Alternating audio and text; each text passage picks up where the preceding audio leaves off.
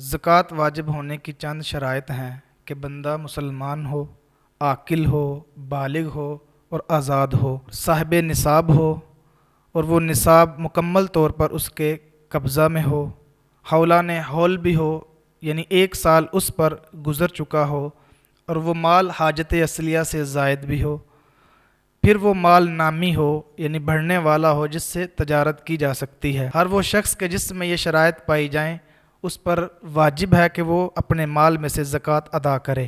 نبی کریم علیہ الصلاۃ والسلام نے ارشاد فرمایا کہ وہ مال کے جو خشکی اور تری میں تلف ہو جاتا ہے، ضائع ہو جاتا ہے، وہ زکوٰۃ نہ دینے کی وجہ سے ہوتا ہے۔ اسی طرح ایک اور حدیث میں ارشاد فرمایا کہ جو شخص اپنے مال میں سے زکوٰۃ ادا نہیں کرتا اس کی نماز بھی قبول نہیں ہوتی۔ جس شخص میں یہ 8 شرائط پائی جائیں اس پر زکوٰۃ واجب ہے اور نہ ادا کرنے والا گناہگار ہے۔ تو احباب زیوہ کار، ہر وہ شخص جس میں یہ شرائط پائی جائیں وہ اپنے مال کو پاک کرنے کے لیے زکوٰۃ ضرور ادا کرے۔